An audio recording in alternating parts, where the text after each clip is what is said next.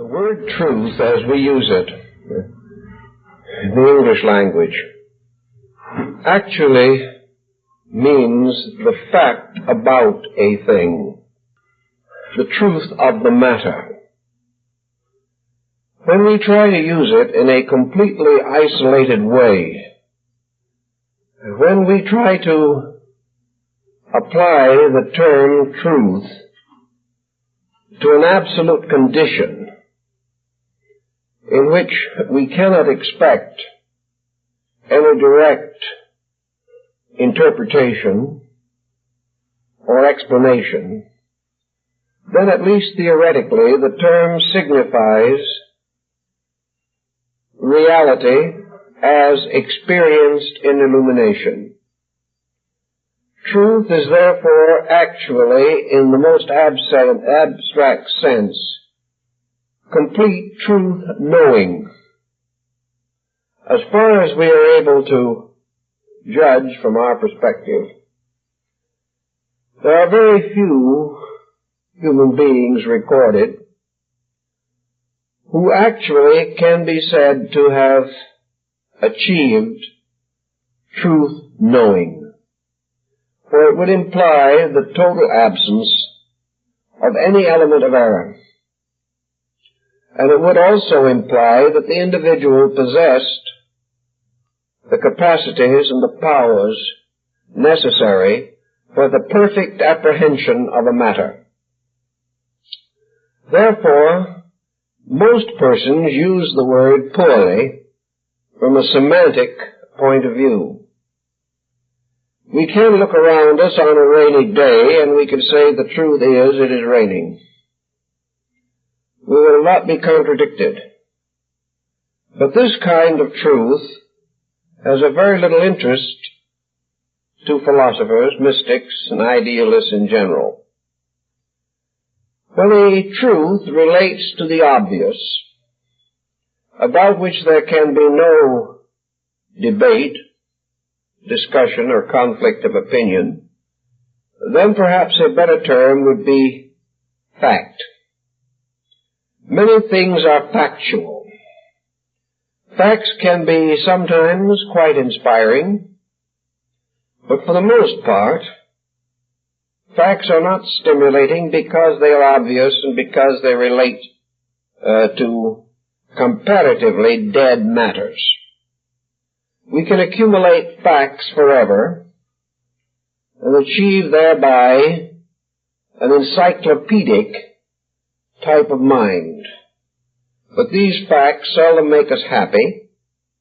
They seldom inspire us to greater personal effort. They open very few doors of insight or understanding because facts themselves are for the most part static. They do not challenge. A fact is a thing about which there is so great an agreement that there is practically no need for further exploration of the matter. We like to think also of reality as often a synonym for truth. Reality, of course, is actually not a matter of perception. Reality is the nature of the thing as it is. A reality can exist without our being aware of it. It can exist entirely apart from our comprehension. Therefore, in religion, reality is often assumed to be the highest kind of state or condition which the mind can conceive. Reality is, in substance, the unchangingness of things. Reality is the core fact, but it is more than a common fact. Reality is the actual nature of the thing, usually as opposed to the concept of illusion. Illusion being a seemingness, a thing as it appears to be. And when we say appears to be, we generally imply that it is in this way recorded by our own sensory perceptions. Appearances can be perceived by our faculties, by various instruments of thought and scientific procedure.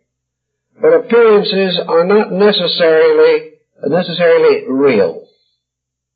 Therefore, against reality, we have illusion, which is the appearance, the fantasy, which is not real. Reality can perhaps be applied to the divine nature. If we are theists, if we believe in God, then we may assume deity to be the ultimate reality. If we are atheists, then we must assume that the illusion of deity, having been dissipated so that we no longer believe in deity, then this unbelief becomes truth or reality in the abstract thinking of man. So reality must be the thing as it is. If the atheist believes that the universe is without a spiritual factor, then for him reality is this absence of a divine being. Against reality also we have the vast creation of appearances which make up life. And today in learning, there is this endless struggle between truth and error, between the fact of the thing, the reality of the thing, the undeniable nature of the thing, and the conflict with that which is of appearance only, or as the classical Greek referred to the situation, the nature of being is the reality, the nature of seeming is the illusion. Now, in every phase of life, strangely enough, we live in a world composed of partial truths. We live in a world of facts that are not sufficient, realities that are not discoverable, truths that are not at least immediately knowable. Thus we live in various degrees of the factual universe as it is abstractly defined. We know that governments, policies, philosophies, sciences, arts are all in the process of becoming. We cannot assume that any area of knowledge is as yet perfect. Perfection of knowledge is simply the exhaustion of ignorance. When there is no ignorance whatsoever about a situation or a fact, the fact itself is clear. This is the Buddhist point of view. The Buddhist takes the position that man can never actually storm the gates of reality. He can never proceed step by step, possessing more and more of reality. Actually, the human being does not attain reality by a direct road. If he could have done so, he probably would have long ago. But reality is the condition that is to be found only by the gradual exhaustion of unreality. For a long time, men believed the earth to be flat. And they made a great step forward when they discovered that it was not flat. Now what they really did was to recover from ignorance. They stepped forward 1 degree beyond the previous generation. They discovered something that was not so. And the thing that was not so was that the earth was flat. This is not so. So by gradually recovering from ignorance, they achieve the state of knowledge. The reason this is difficult is because ignorance is itself a kind of knowing. It is a knowing of that which is not so, but it is still a kind of knowing. And no one is more certain than the person who is tied tightly into one of these patterns of wrong knowing. The enlargement of knowledge must always result from the acceptance of the fact that we are wrong. And this is where the complication becomes very difficult. We must outgrow error. To outgrow it, we must recognize it and depart from it. And because our lives are tightly involved in little patterns which contain large elements of error, we are constantly challenged to depart from traditional, acceptable, long-held, long-believed convictions. And we are inclined to be reluctant.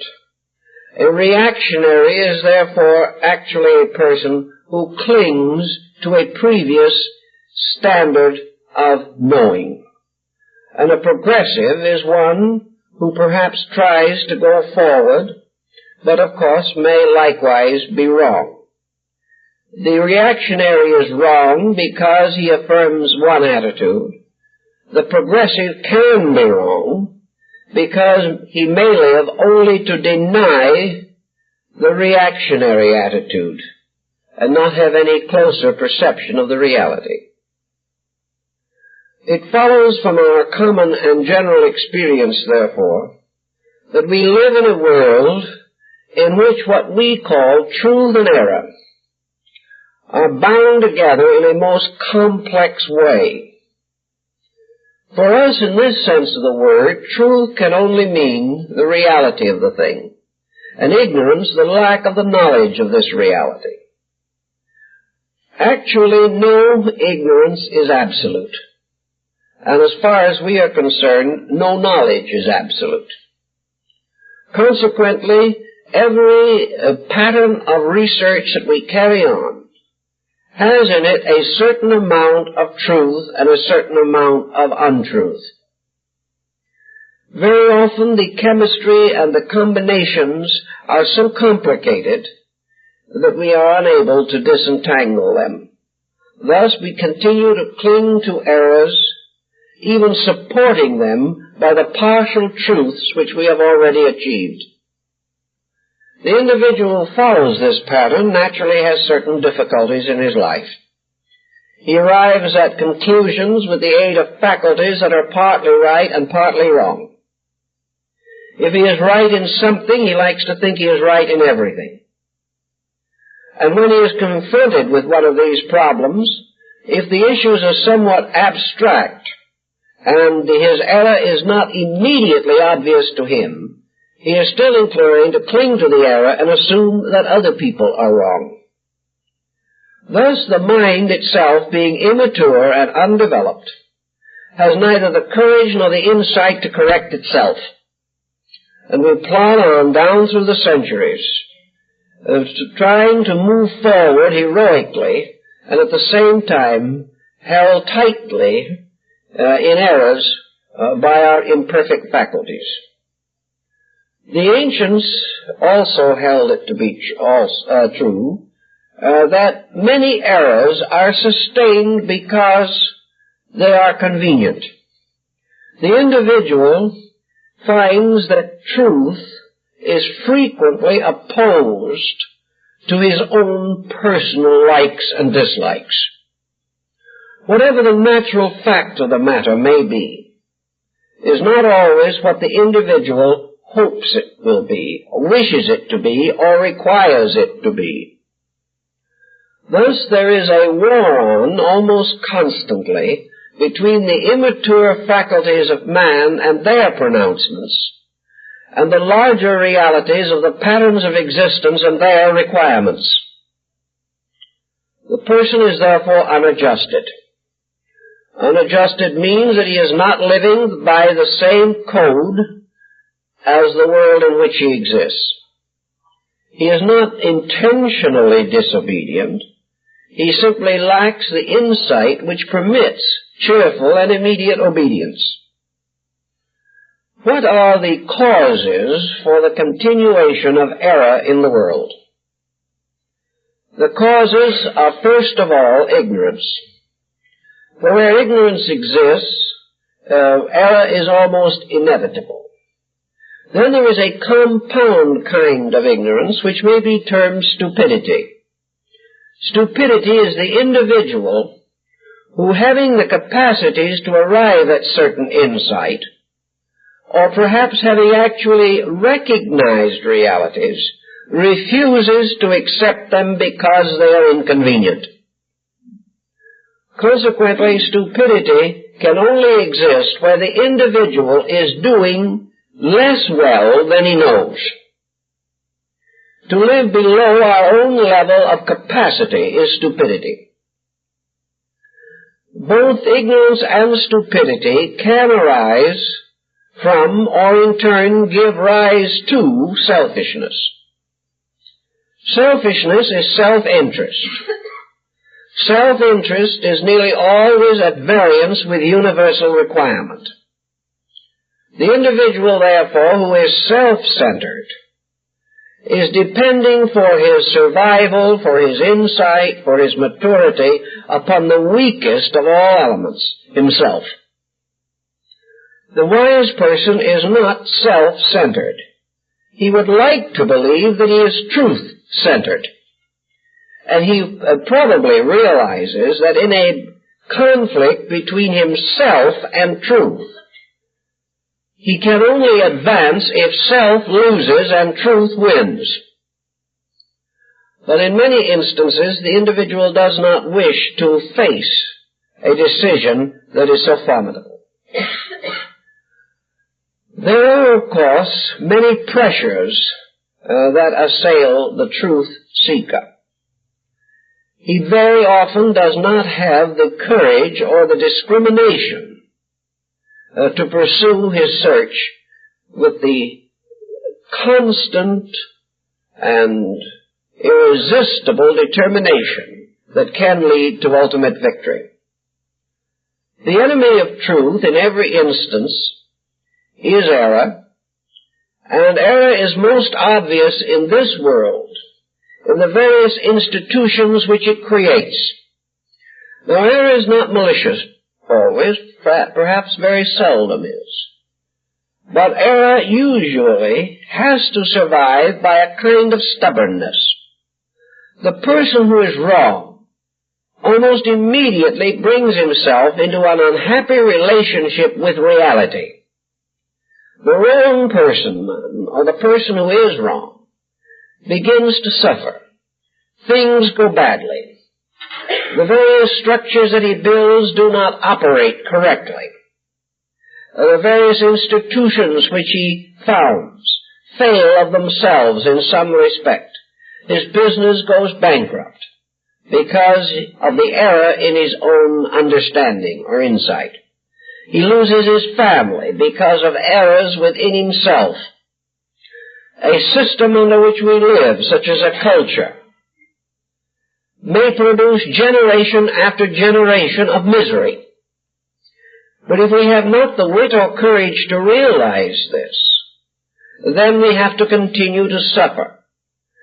When things go wrong, there is something wrong with the patterns that administer them. An individual cannot be right all his life and be miserable all his life. A civilization cannot fall as the Roman Empire did because it is right.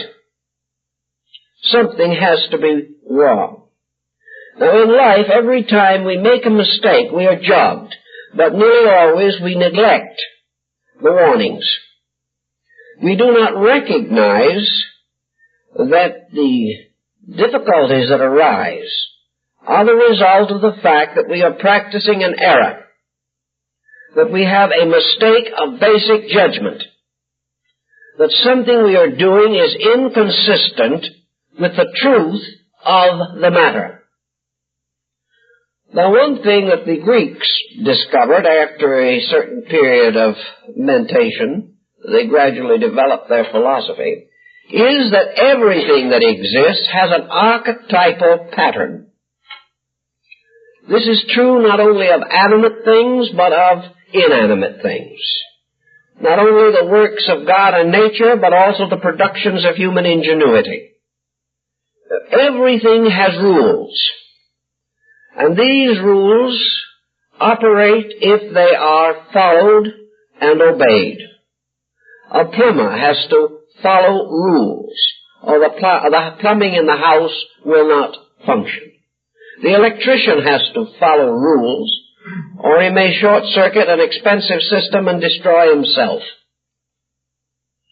Everything in nature, or produced by human ingenuity, has a better and a worse way of being done.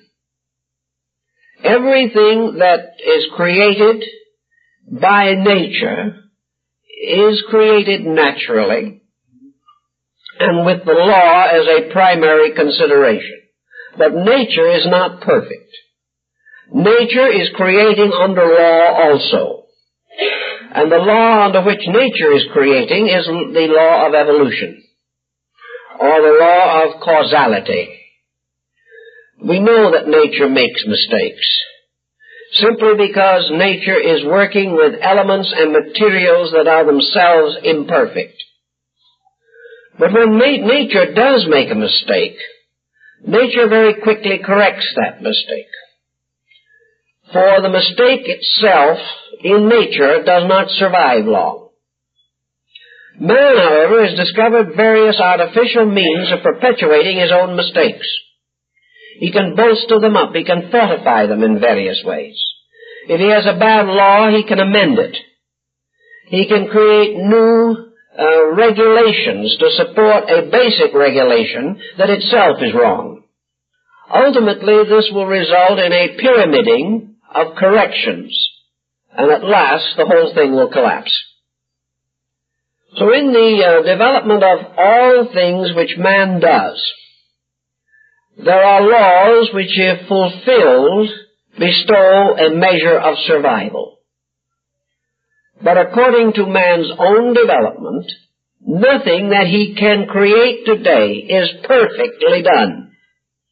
Therefore, nothing that he can create is eternal. The fewer the errors, the longer the survival, or the more completely the device will function. If man is able to create a better government, it will last longer than a poorer one. If man can discover a better remedy for an ailment, the percentage of recoveries will be greater. But man cannot as yet create the ultimate remedy for anything, nor can he fashion any institution that is immortal. The reason being that his imperfect insight will not allow him to be right in everything. And wherever his dream, his creation, his invention, his institution exhausts its realities, it begins to be undermined by its unrealities, and so finally falls. This is not wrong, but it is, we might say, inspiring to modesty. It causes the person to realize more and more that he lives in a universe of incompleteness. If it was not for incompleteness, our scientists would not be continually trying to find new solutions to things. Our philosophers would not be complaining about the fact that our higher reasoning processes are not adequate. Our religionists would not be trying to save us forever from sin. And our politicians would not be forever exploiting our ignorance. All of these situations point clearly to the imperfectness of things. We are all weak in the area of our errors. We are all strongest in the area of the degree of realities or truths which we have achieved. Now, man is confronted with two problems which also concern him. The first is, how can he make the greatest adjustment at this time between his realities and his unrealities in order to live to the maximum of his insight? How can he live to the full degree of that part of truth which is known to him? The answer, of course, theoretically is that man would have to live the highest known standard, that which is the most completely enlightened pattern of existence which he is capable of understanding. This, in turn, would require that the individual would have the insight necessary to determine that which is the highest pattern. We have today in the world many different patterns of ethics, morality, religion, culture, philosophy, psychology. Each of these, in its own small world, feels not only its uniqueness but its superiority. Thus, there is no agreement, actually, as to what is the best pattern. The reason there can be no agreement is that there is no mind yet capable of the complete discovery of the best. All minds are working gradually from the worst toward the better, but nothing has achieved the best. Also, if by some chance we might assume that an isolated person should achieve the best, then we would be confronted with the fact that no one else would understand him, simply because they cannot understand more than they are. To discover that which is the better or the best of the known or the attainable means that something has to be done to the mind itself. We know, for example, that the mind of man is an instrument of comparisons. Some of the older scholars believe that the human brain was divided into two lobes in order that on the two sides the various powers of the mind might be heralded or arranged in battle array to fight with each other.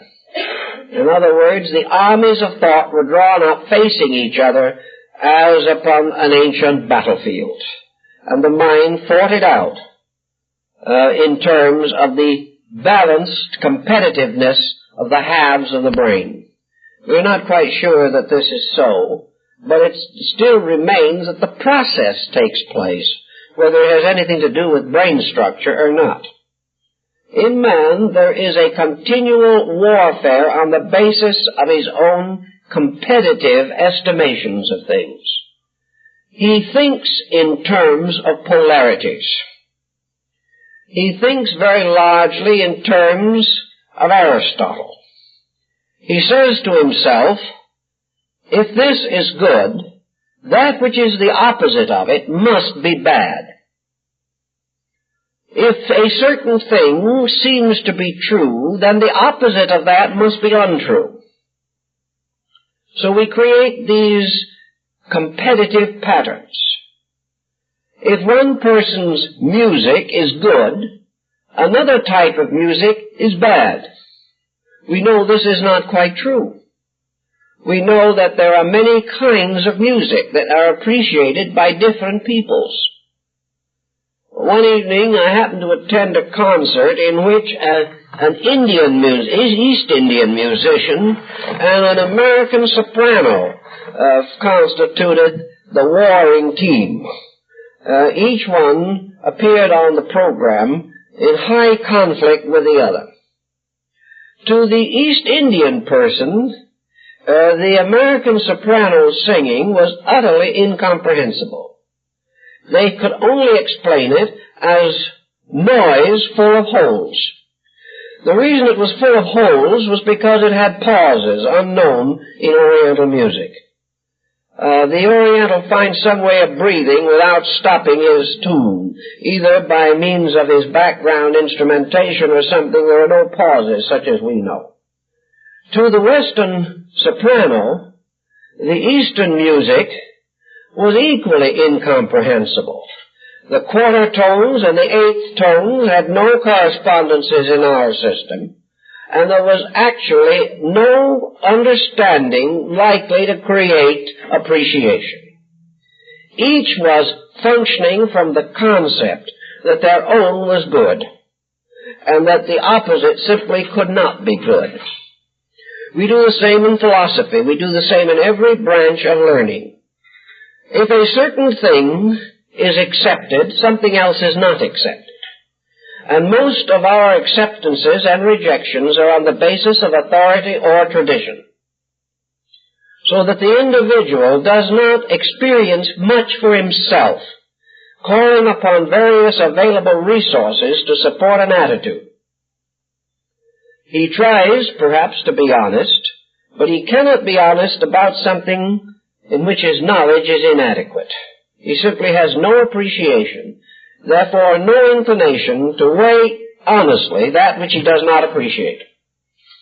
This means that all through the world and all through life, the person is combating that which is not his own with the courage and strength of his own acceptances. What we call truth and error, therefore, can often be merely acceptances and rejections. Acceptances based on similitude and rejections based upon dissimilar conditions or dissimilitudes, things that are different. This means that the person who is trying to find out the values of a thing has to gradually arrive at a non-Aristotelian point of view. He cannot assume that his own point of view has to be right. He cannot assume that his own acceptances have to be the standard of right. He cannot continue to divide the world, creation, existence, into two structures, himself and everything else. He cannot divide it into two patterns of acceptances and rejections. He has to take the ground that acceptances are familiar, but that no individual has the right to a rejection unless he has insight into the realities involved. And the more we become aware of the realities, the less certain we are, and the less dogmatic we become in matters of rejections. We become more tolerant, more understanding, more appreciative as insight enlarges. The Eastern system of thinking points out that the only way in which you can get away from polarity is to reestablish a unity, the Pythagorean monad, or the one, and do as Pythagoras did. Consider the one the symbol of truth and the two the symbol of error, inasmuch as the one is indivisible and the two is divisible. Whenever the Pythagoreans referred to the number two, they spat on the ground to cleanse their mouths of the word, because to them all duality was error. Yet we live by duality. We go shopping by duality. We try to choose among 50 different detergents which one is the inevitably best. We have a hard time because every manufacturer is advertising his product as the best.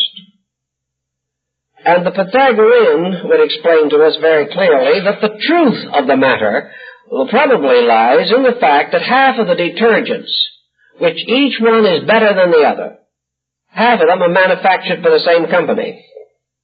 So that you have beneath these differences the fact that essentially they are identical. And nearly all of the differences are imaginary. Yet persons can become addicted to these imaginary differences and swear for the rest of their lives that one product is infinitely superior to the others. Also, persons living in different areas may find the hardness of water a reason why one detergent might be more successful for them than another. But essentially, all serve the same purpose. And the competition is artificial. All division, all comparison, all competition in nature is artificial. It may not be among man-made products always, but in nature it is. Because in nature, the realities are never in competition to each other. They are always complementary.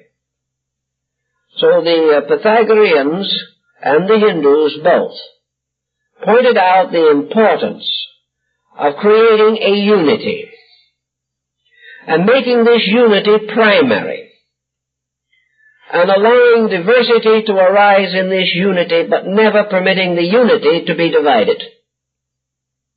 The human mind, working with truth and error, tried, of course, to tie it to a principle of good and a principle of bad. And we had theological speculation, in which God and the devil were locked forever in the struggle for the human soul. This attitude is essentially fruitless. It contributes nothing to the final enlightenment of man. Actually, the discovery of the reality of the thing ends all concern about its truth or its error, or its reality or its illusion.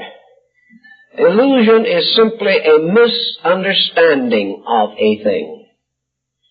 It is an appearance which in some way has been misinterpreted because the individual does not have the skill or the wisdom or the insight to interpret it correctly.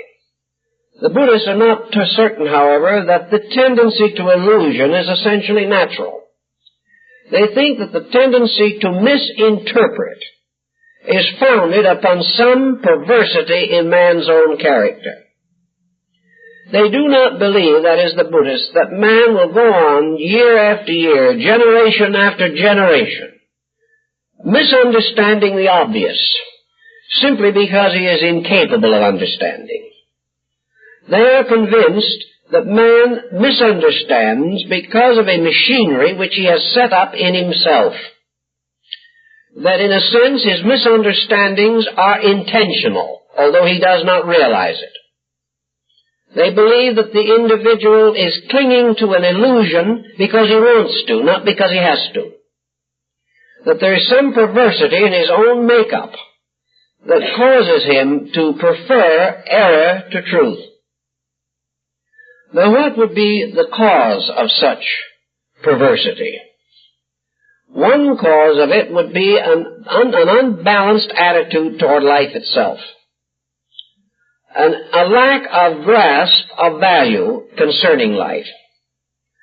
And theory as related to this is quite different from practice. The person has a tendency to live immediately. He has a tendency to create a powerful partnership between his ego, or his self-center, and his environment. He wants as much as he can have for himself now. He wants all the comforts, securities, prosperities, advantages possible now. He wants to build a success immediately in this world. He wishes to dominate, lead, and influence other people.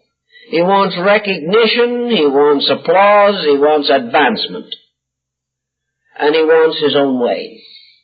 All these put together would be quite inconceivable if the individual, honestly examining the universe, realized that this was not the purpose for his own existence. If the individual was not able to justify his false attitudes, he could not hold them. Therefore, he must justify them. And the only way he can justify them is by distorting the universe around him. He must refuse to see certain things. He must misinterpret some of the things he does see. He must depend heavily upon false evidence. He must agree with people not because they are right or that he thinks they are right, but because he chooses to assume they are right, inasmuch as by so doing he justifies himself. Thus, in Buddhism, the problem of error or illusion rises from the person's own subjective desire to do as he pleases, and to sacrifice always reality for the sake of expediency. It is very doubtful if a man like Julius Caesar, sitting down quietly, could think through his own career without realizing that he was wrong. He could not have gradually moved his own career to the crisis in which he died at the foot of Pompey's statue with the dagger of his best friend in his heart. Caesar could not have experienced this tragedy had he honestly used his mind. Julius Caesar was no fool. He was no coward. He was a brilliant leader, a very astute politician, and a very ambitious man. These various pressures, with their conflicts, should have enabled him to know what must happen. Yet he chose to ignore the very judgment that he possessed. The same is true of Napoleon first. Napoleon was not a foolish man in the sense of common knowledge. He was a skillful leader, beloved by his armies. He was a brilliant strategist. And yet he should have known, and must have known, had he thought things through, that the end had to be disaster. Why did he go on? Why did Hitler go on? Why did Mussolini go on? Fully aware that disaster was inevitable. The answer is only one thing, and that is the fulfillment of immediate desire. And that moment of glory that leads but to the grave was the most important thing. Mussolini said that he would rather live 5 years as a lion than 20 years as a lamb, and he had his choice. But he knew in his own heart that the chances were overwhelming that he would end in disaster. So the human being, having a degree of knowledge greater than his general tendency to God and guide his career and character, chooses to forget what he knows and to keep his mind on impossible things. He is the victim of delusion, illusion. Or as some have said, he is always strangely, superstitiously optimistic that although every person in history who has acted as he has acted has come to grief, his destiny will be different. We find this in family relationships. We find it everywhere. The individual cannot accept that the laws of common character and conduct apply to him. Buddhism and Greek philosophy also point out, therefore, that this confusion, this delusion, can only be overcome, can only be clarified by some kind of detachment.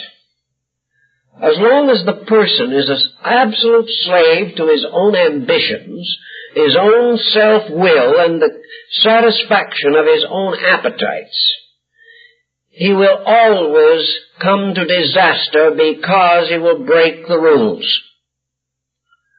To find what these rules are only by breaking them is a very long and painful procedure. Man does not have to grow every inch of the way from here to eternity in pain. He may choose to do so, but it is not necessary. There must be some way in which the individual can really gain the power within himself to live according to the best of himself. He must have some way in which he can return this highest authority to the best part of his own nature. Both the East and West, in the religious and philosophical systems which they developed, agree that this concept is correct. There is a way. And because it is very difficult for the person to fight all of his faults and every problem that may arise in him, especially inasmuch as he is not sure which are the faults. In some cases he knows, but in other cases they are rather complicated. the answer has always been that he must reduce pressures. Pressure leads to illusion. Pressure leads to error. The individual who is angry makes more mistakes, and in trying to bluff his way through one difficulty, he creates 5 new ones. He is like the man who cut off the dragon's head, and for every head he cut off, 7 new ones appeared. This situation of trying to fight the tendency to error has never been successful, because man has not the necessary weapons. He does not have that sword of quick detachment referred to in the Bhagavad Gita. He simply has another dull weapon with which to defend himself against his own errors. So in these different systems of thinking, the only answers seem to be to reduce as far as possible those aspects of life which have to depend upon error for their attractiveness or their continuance. The person who is not overly pressured by false values has a chance of discovering true values. The moment he stops making mistakes, the processes of life begin to be more obvious to him, the real processes. When he stops making mistakes, he begins to get over being ignorant. And when his ignorance is all exhausted and gone, then his wisdom remains. For the struggle is against the immediate errors of the personality and the deep subjective realities which lie within consciousness itself.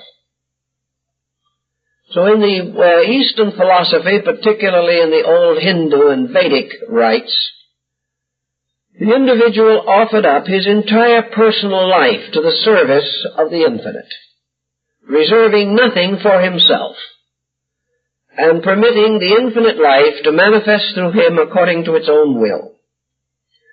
Now, today, a person who did a thing of this nature would probably find himself in many difficulties, and would also be ridiculed by other people, because he lives in a time in which false values are supreme, and true values represent very little which are attractive to man.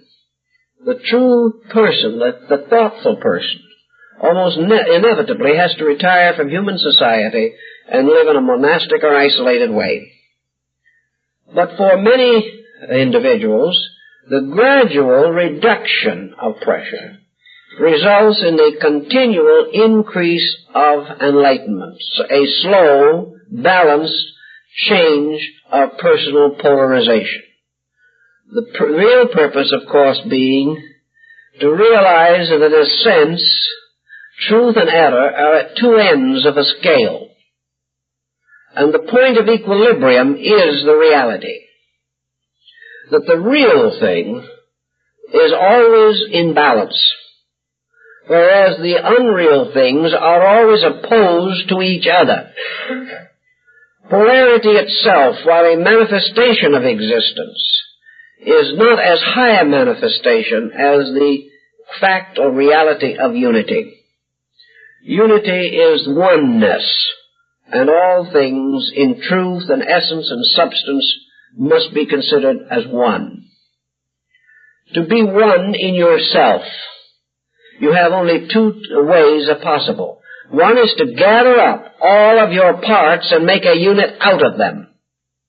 And the other is to relax away from the power of parts until the basic unity reveals itself. In meditative disciplines, therefore, the mystic simply relaxes the disunity of his objective nature. He simply allows his ambitions, his attitudes, his desires, his feelings, his antagonisms to go to sleep. And in the sleeping of the divided parts, he experiences the basic unity that remains. But what is then this basic unity? What is this reality, which in some way must bind up the wounds caused by the conflicts of polarities? nearly the only answer that the wise have ever been able to give for this is that this quietude is peace. That it is something in which man becomes aware of the possibility of a non-polarized existence. He discovers that as long as he holds his attitudes in suspension, he is no longer torn by them. He is no longer fragmented by these different pressures of his own nature. He also discovers that part of the answer is the intrinsic wisdom in him. In some way, we have a feeling that if the world was governed by the right people, it would be a peaceful, happy world. That if there was enough wisdom, enough understanding, enough love, enough insight in leaders, they could win and hold the devotion of their peoples, and that these various party conflicts are not ultimately necessary in government. In the same way, if some part of man, deep within himself, could be given authority over the rest, there would no longer be conflicts of thoughts and emotions. There would no longer be pressures for and against realities. There would no longer be a terrible tugging toward illusion. The individual would not want to sell his birthright for the bowl of pottage. He would not want these things if his own leadership was real. So the Easterner took the attitude of trying to find the part of self that was big enough to bind all the other parts together, to unite them. In uniting them, perhaps merely enlightening them, on the ground that the enlightened part will cooperate. The benighted part will compete. Non-cooperation with a true inner leadership can only mean lack of insight. The religious system that was created out of this theory, the meditational approach to life, therefore caused the yogin or the Vedantic student to try to penetrate into himself to a condition of samadhi. Samadhi involved a number of achievements. First of all, the student of it had to become body unconscious. He assumed a certain posture or asana. He assumed a posture in which the body was neither under tension nor without tension, because always in equilibrium the release is achieved. If the individual is too comfortable, there is no release. If he is too uncomfortable, there is no release. So the asanas or body postures of the yoga disciplines were intended to achieve the possibility of the person losing awareness of body. So in meditation, in yoga, first of all, the body ceases to exist. Incidentally, the same procedure is described in the Mahaparinirvana Sutra relating to the death of Buddha. He is described as passing through these stages to achieve the final liberation. But in the Vedanta system, or in yoga, the body awareness ceases. Now what does this mean?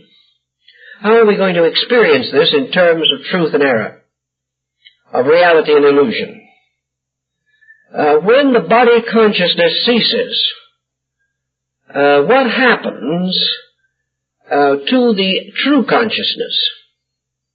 Well, the descriptions that are best available on this type of subject from those who have experienced them would point out that as the body ceases, the world body ceases. As soon as consciousness is directed away from body focus, the individual ceases to know himself as a body. He is no longer sitting on the earth as a body or in a chair. The earth, his body, and every element involved in human, physical, material existence, every objective procedure, ceases. The community disappears. The nation disappears. The world disappears as far as its physical constitution is concerned. And the meditating mystic experiences himself as a conscious being without body, without form, merely a powerful spark of awareness in space. Though some have said that this is a form of auto-hypnosis, that it is merely a technical method for denying the existence of material life. The yogin, however, will never admit this. He will simply tell you that where your focus of attention is, there you live. There your problems are. There your difficulties arise, and there your struggles continue. The objective focusing of attention upon matter.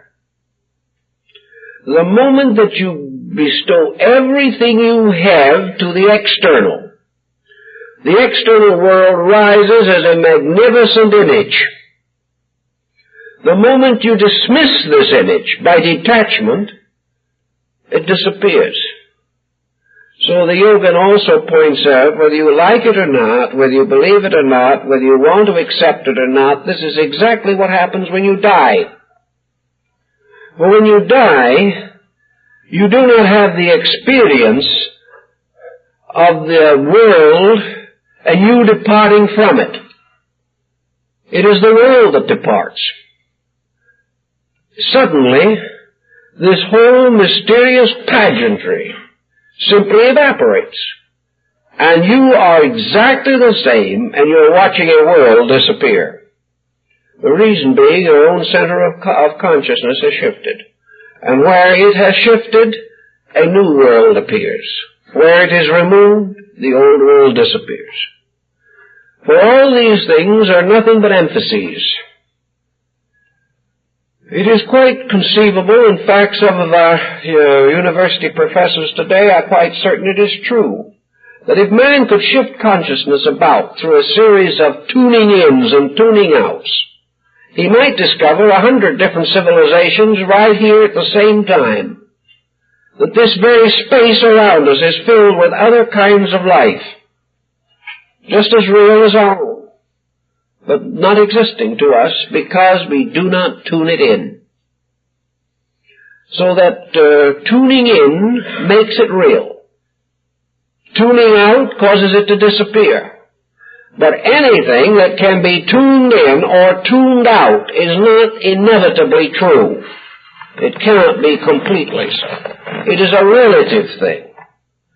And in this relationship of tuning in and tuning out, the only reality conceivable is the radiant spark that does it. This spark, then, knows itself to continue in the midst of everything else that is changing. So a little later, the Vedantist, or the yogin, having disintegrated, so to say, the material world, so far as he is concerned, he'll come back to it in due course. But for the moment, he is a spark in space.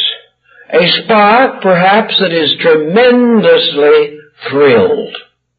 This new experience suddenly causes almost an ecstasy within the self. The individual liberated from this little tiny cocoon, which we call a body, suddenly feels the presence of infinite things. It thrills to the music of the spheres. It thrills to the infinite diversity of sidereal color. It is picked up in a strange dance of life. And the being says to itself, at last I'm beginning to experience something of these vast realities. And I now discover that I live in a world of light and color and feeling and beauty, of motion, of art, of music, of everything you can think of. And then slowly in the meditation, the yogin works his way through this mysterious enchantment. For this other enchantment is also part of a world through which he must pass. It is the magic garden of desires, a fulfillment of desires. It is a magic garden in which the individual says, if I can only be happy, everything is well. But this isn't the answer either, because wherever happiness exists, unhappiness must also ultimately come in. As Omar says, the Lord with paradise devised the snake. That always has to be there. So gradually this wonderful world of feeling goes to sleep also. And the yogin suddenly discovers that he has no longer any moods, any feelings. He does not know or care whether he ever has joy again or not. His emotions go to sleep in some kind of a strange rational certainty. He begins to experience this pure mentation, the mentation of everything being sufficient because it is so, because it is true, because it is real. The mentation which experiences all things in terms of logic and of pure reason, a reason far above anything that we know in this world. A reason which seems to reach out for the first time to the total understanding of existence. And this little spark is still there. This little spark that is going to understand all things and experiences more and more within itself the strange unfoldment of an infinite wisdom, a wisdom that gives comprehension of all things. And still the yogin is fighting his way. He thinks, some might think he has arrived, but he knows he has not. That as long as he remains as an observer, as long as there is some kind of a boundary between himself and that which is to be understood, he is not quite there. No matter how much he knows, how much he observes, he is still an observer. No matter how much he contemplates, there is still himself and that which he contemplates. There is still this mysterious interval of total experience which he has not passed. So finally in samadhi, the yogin voluntarily relinquishes the self that is the seeker. He not only relinquishes his desire to know, he relinquishes his need to know. He relinquishes his instinctive right to know. He relinquishes his mental satisfaction in knowing. He is striving to get past this polarized existence. He is looking for the only answer, which is the final end of conflict. To end conflict, he must destroy the interval between me and thee. He must overwhelm the interval between himself and God. He must also break through that mysterious wall that divides relative error from absolute truth. He has to get through there some way. There's only one way he can do it. And that is to allow the self, which is the divider, to go to sleep. So that gradually he must take this supreme step of absolute faith. He must relinquish his own right to exist. He must lose his life in God if he is to save his life. Jesus said, who loses his life for my sake shall have life everlasting. And it is this voluntary relinquishing of self-existence that suddenly causes the individual to escape totally from polarized consciousness. Now you might say, yes, but when the individual has made this relinquishment, he has then lost, ultimately, all control over his own destiny. This is not true in samadhi. It may be true in the Buddhist Mahaparinirvana, for that is the road of no return. But in the samadhi, the individual, the yogin, experiences the sleep of truth. Now in sleep, we lose control, we forget we exist, we have no self-existence, and yet in the morning we awake. Therefore, the loss of self-consciousness is not proof per se of loss of existence. A very important point in Buddhism. It is not necessary for man to experience himself in order to exist. Sleep proves this in a very simple way. Sleep proves that existence continues, that self-existence is merely an interrupted process within the substance of a total existence. Samadhi, therefore, is the rejection or the relinquishing of self-existence by yoga. The individual thereby becoming one with existence.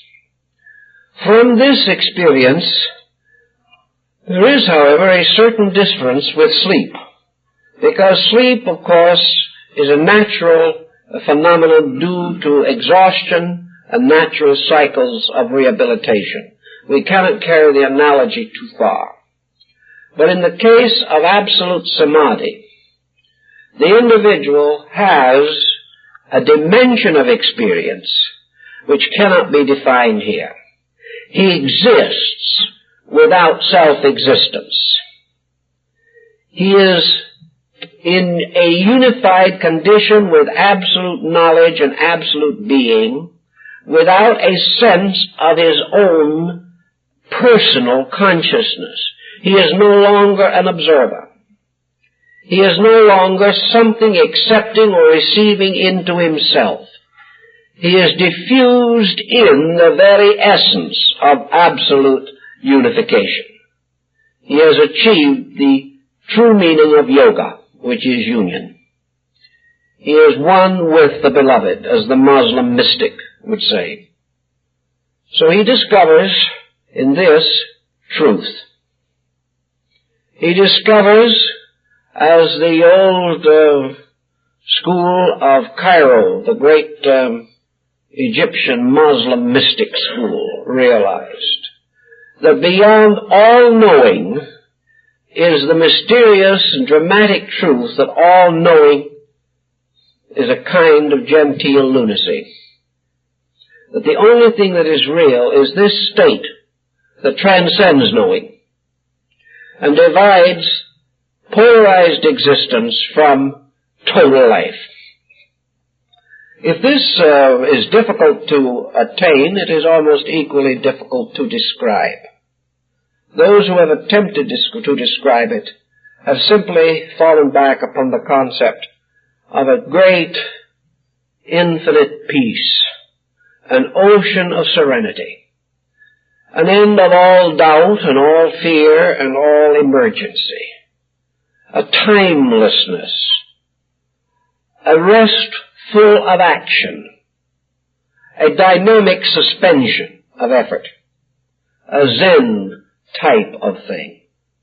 Not that the individual simply passes into a state of infinite reward as in some heaven, or into the nothingness which is the atheist's hope.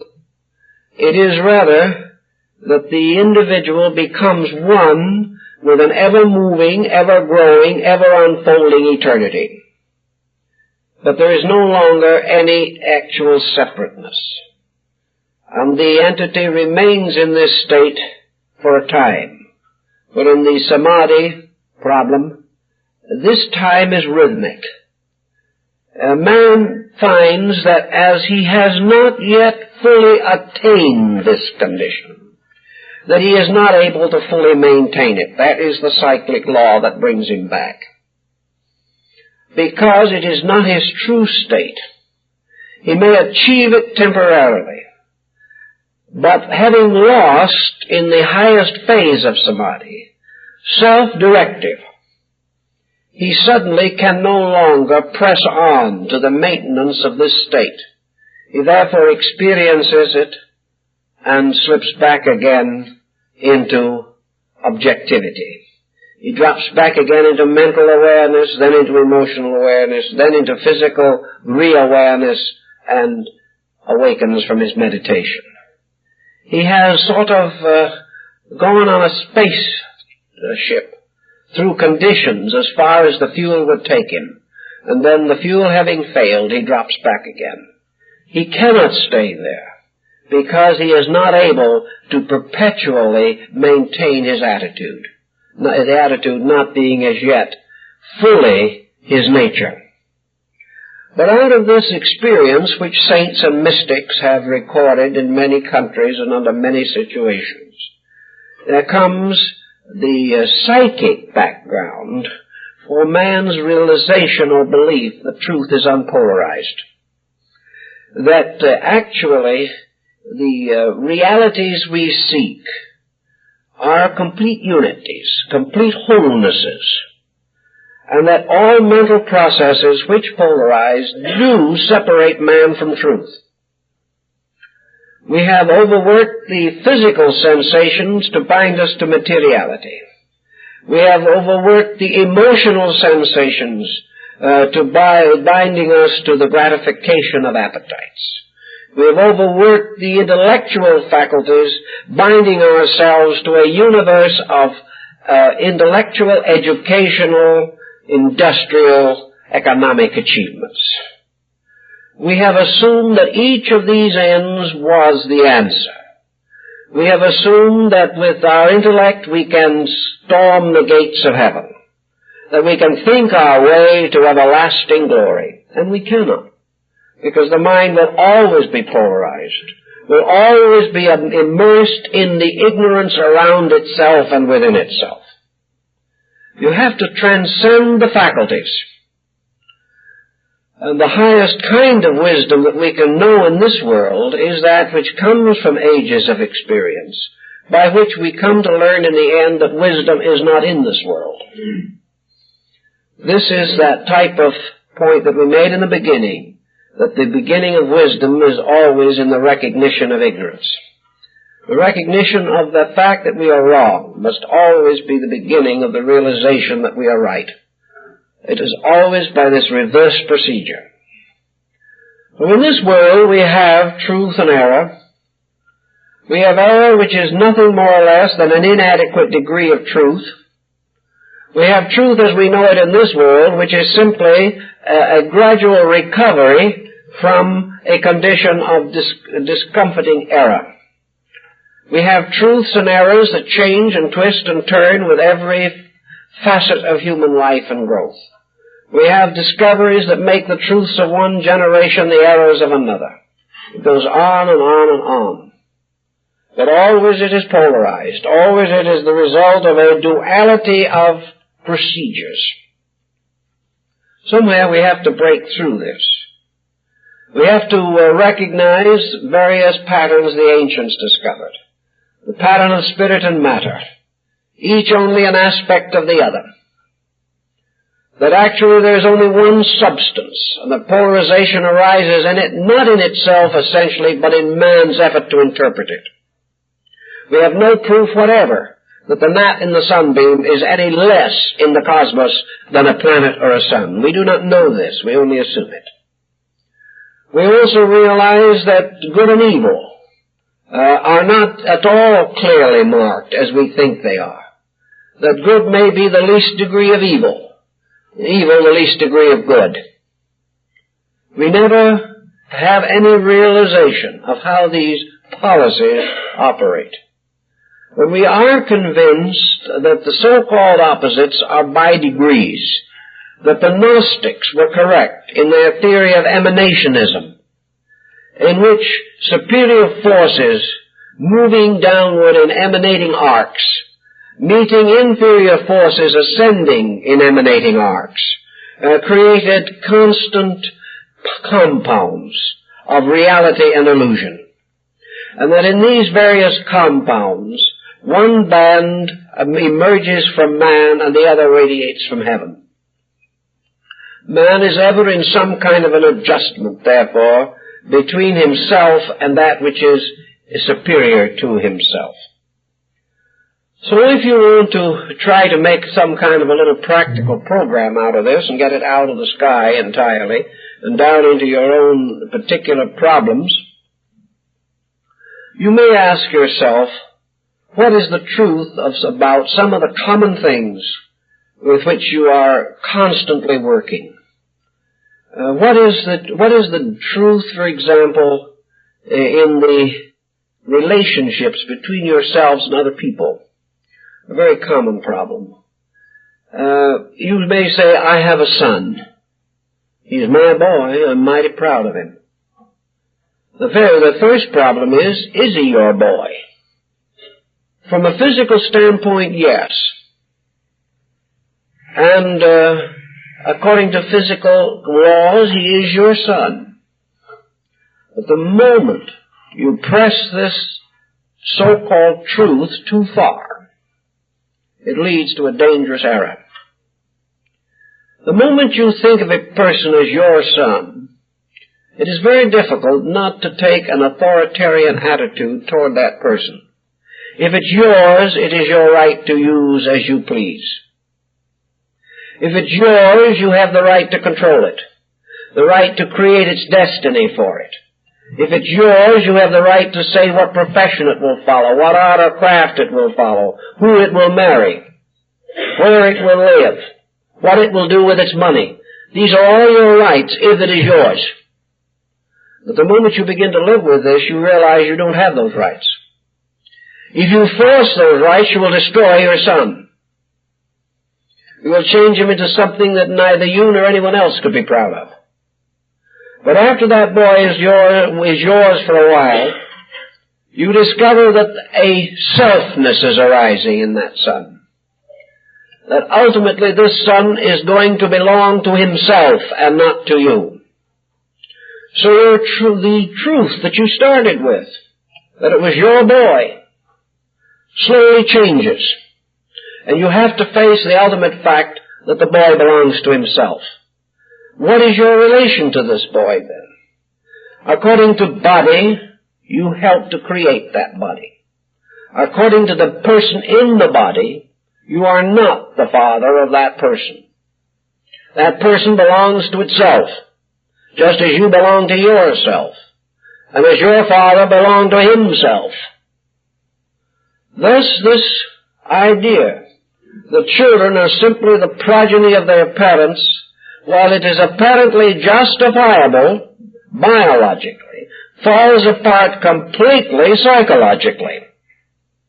So here's a half-truth. Here's a partial truth. When the child is a month old, it isn't old enough to bring your truth into question. Therefore, your truth stands. When it is 10 years old, your truth still stands in part, but it is weakening. And by the time he is 20 years old, your truth begins to fall apart. Therefore, why not find out what the truth of the matter was in the first place? The truth of the matter is exactly as Buddha would have pointed out.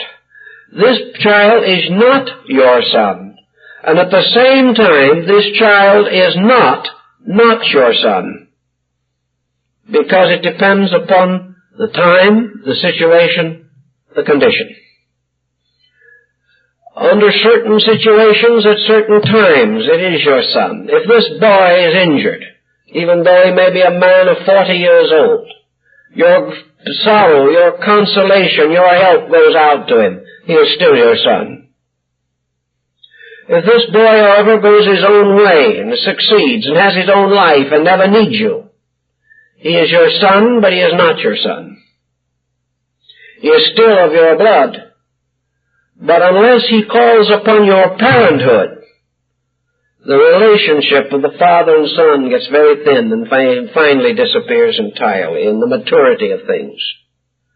So the real matter is that always and forever, father and son are united in something else, life.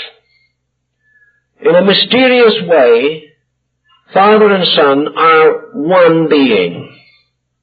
But in that one being are all fathers and all sons. So that actually all that lives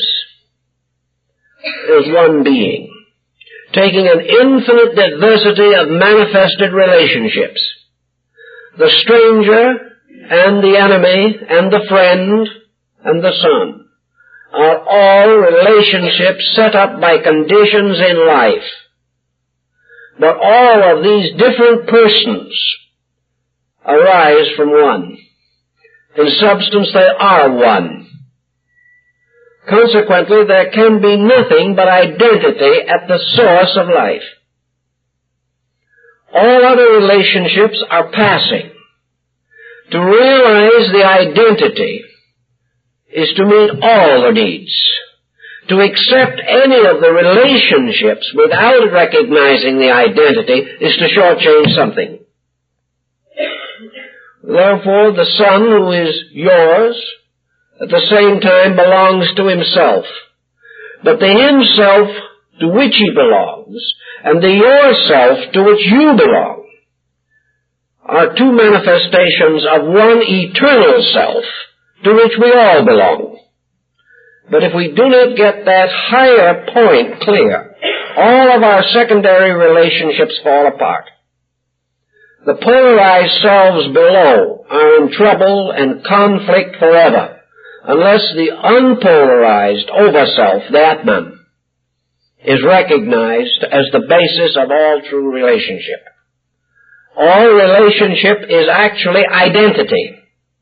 All things are one thing. Within this identity, we can then set up any other relationships we want to, and they will always be compatible. But without the realization of the over-identity, all other relationships become illusionary. So illusionary relationships are those in which facts are explained incorrectly, or in which the wrong evidence is used to prove the right thing. The man says, I and my son, in a sense, we are one person. We understand each other. He is my blood. He is the continuance of myself into the future. This is fine as far as it goes, but it can lead to the most selfish possessiveness the world has ever known. Because in this there is no true insight. But if this man can realize that actually he and his son are two eternal manifestations of eternal being, then all the other relationships become the basis of fair, friendly understanding. It's the same point again with the Indic theory of family. In this country, a mother will say, I have given everything to my children, therefore it is now their duty to take care of me. This is perfectly reasonable interpretation of the ancient Mosaic code. But it was also a very learned rabbi of Talmudic virtues who on one occasion pointed out that it is more difficult for 12 sons to take care of one mother than it is for one mother to raise 12 sons. There's this difference. In India, the situation is reversed. The mother says, when I have raised my sons, I have paid my debt to my mother. It goes back instead of forward. In other words, the child is always the fulfillment of the duty to pay for our own upbringing. The child is therefore allowed to be free, in a sense, because we have paid our debt by bringing this child up. It is not the child who has contracted a debt. It is the parent who has paid a debt. But let the child remember, when it has a child, that the same rule will apply. But the difference is psychological, and yet these are two interpretations of one obvious fact. Which is the illusion? Which is the reality? How are we going to judge all of these differences? The real fact of it, of course, lies again behind. Namely, that the universe is infinite growth. Therefore, all things have the common responsibility of growing. If man lived only once, and was brought into this life only as the result of the attitudes of parents, then perhaps the parent would be fully responsible. But actually, We are part of an eternal generating process. And philosophy and Oriental thinking says, factually, there is no responsibility. There is no duty. But there is an all-enclosing graciousness. There is always the wonderful privilege of helping to bring life into life. These things are not duties.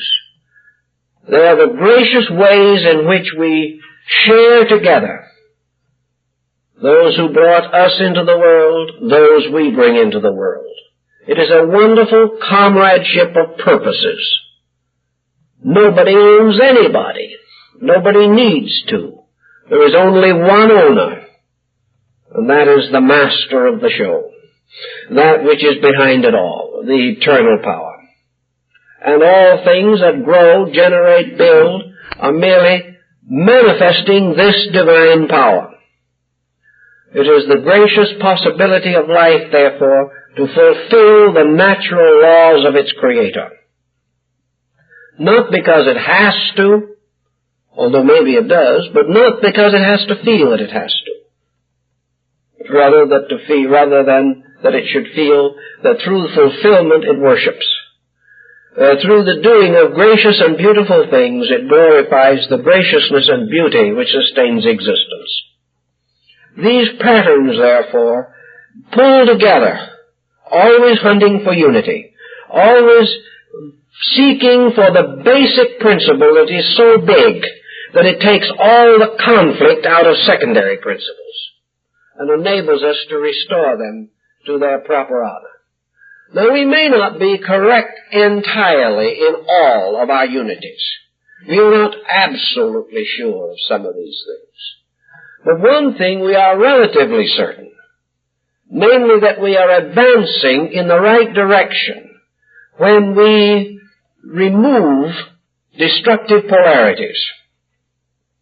Whenever we find a source of understanding, we have grown.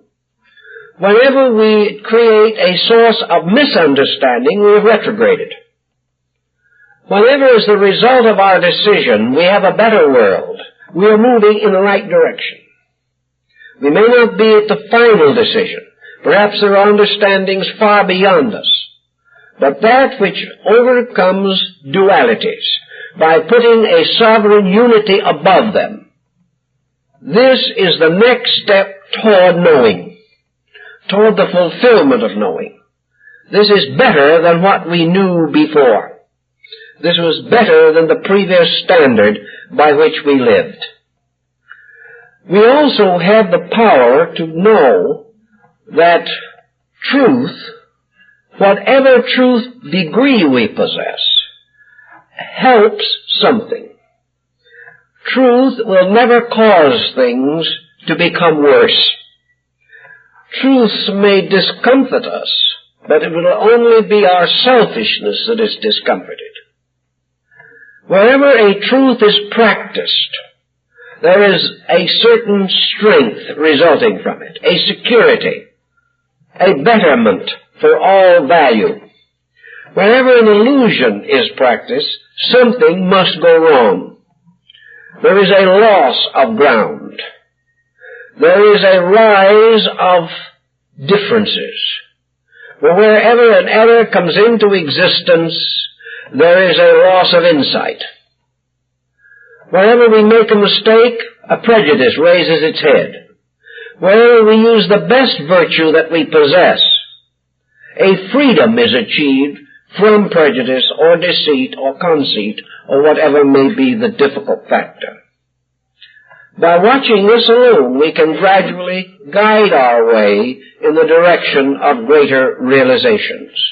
Always they produce a better fruit. Always they lead to a happier ending.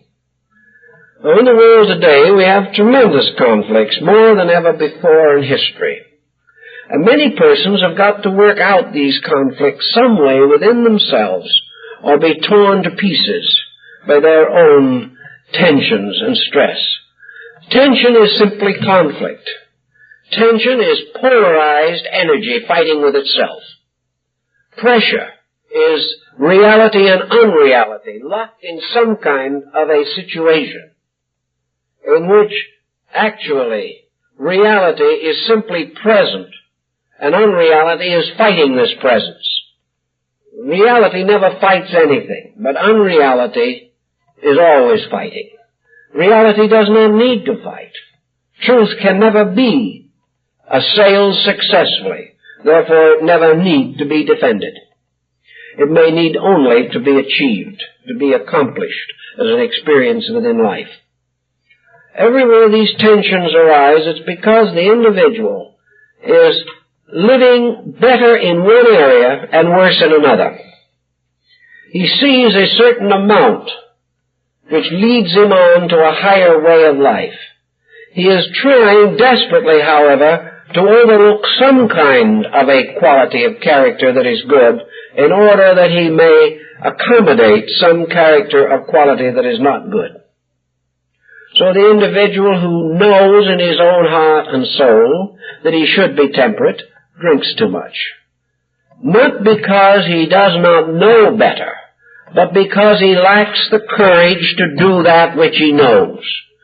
He is finding constant excuses to perpetuate his error. Another individual knows in his heart that his religion calls for peaceful understanding of other people. Yet he cannot achieve this. He is constantly, subjectively, instinctively combating. These are his polarities, and they are tearing him to pieces. This is the thing that has torn Christendom apart for nearly 20 centuries. Jesus left his admonition to his disciples. If ye love me, love one another. This was the doctrine. But men could not live it. They could not love one another. It demanded something they could not provide. Because if you love another person, you can't cheat him. And cheating is very profitable. If you love people, you must be kind, and people feel like being unkind. So little by little, the great doctrine dropped back to become a conscience mechanism. The doctrine which actually is very near to a great truth, near to a universal reality. Love ye one another.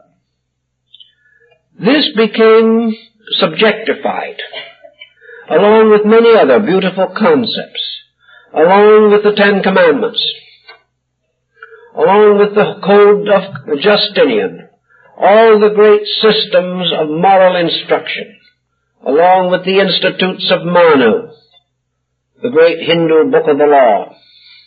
All of these great code revelations were just too much for the individual who still wanted to nurse his littleness.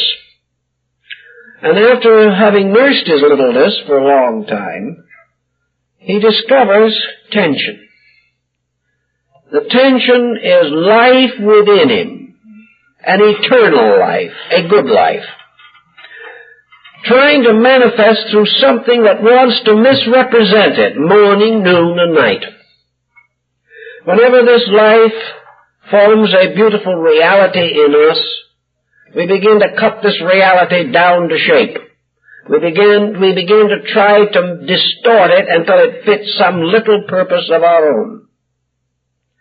We go to all kinds of procedures. We legislate and we create groups of people who are going to all agree that a certain right is wrong. We're going to do anything. But we cannot defeat this mysterious vibratory rate in ourselves. The rate which is ourselves, the rate of harmony, of peace. Inside of us is something, the vibration of which is peace. Perhaps the vibration itself is truth. But whatever it is, it cannot be refused.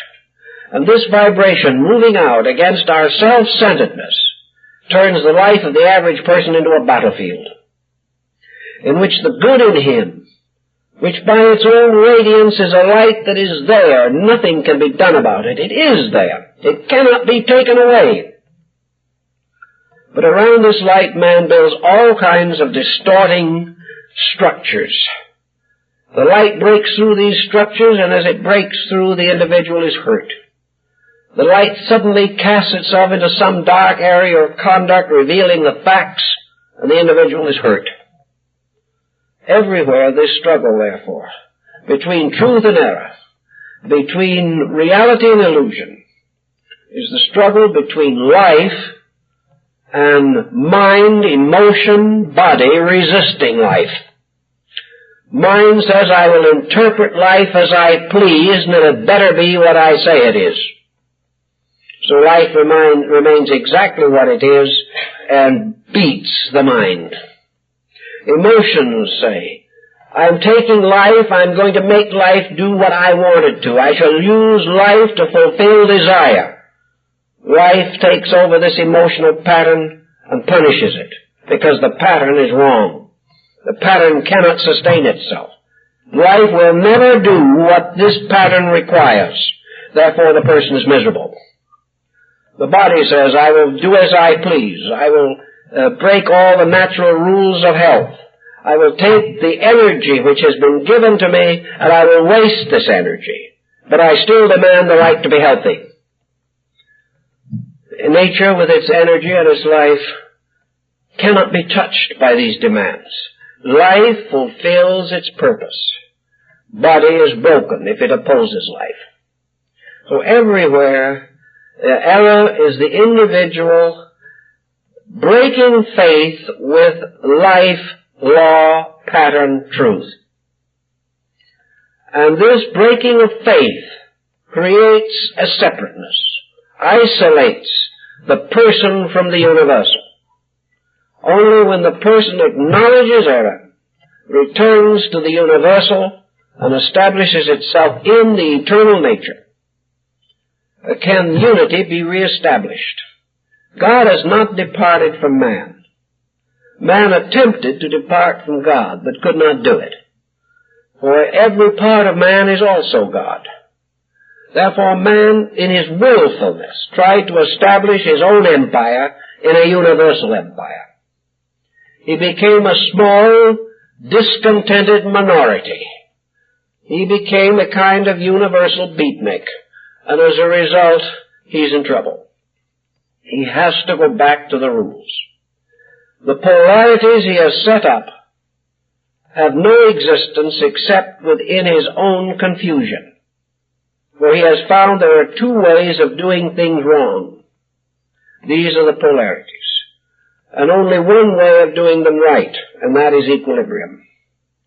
And he has found that the only way in which he can reconcile himself with the infinite is through the realization or restatement of the experience of unity, in which there is no longer polarized consciousness. This was the burden of Zen. This is the teaching of the Sufis.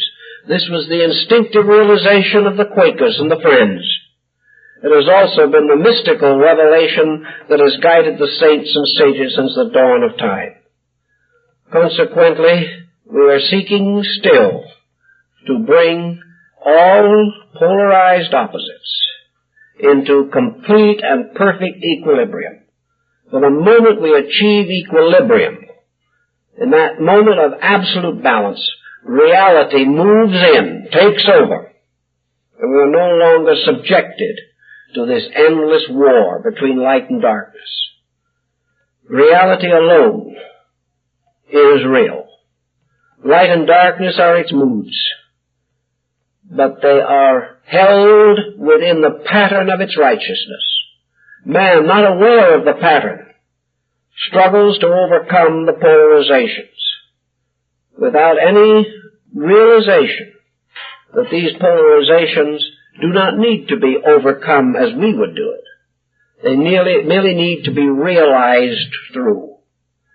The facts to be seen, and the one or the nearest thing to the infinite state of being that we can know must be elevated above becoming.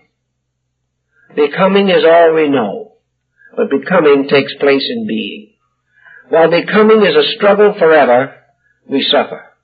While becoming is recognized as a natural manifestation of being being itself present in all of its own becoming, then we flow with life, flow with Tao, have a natural and gracious adjustment, and a non-competitive relationship with each other and with the power that created us. Well, I think our time is up for this evening, so we'll try next week.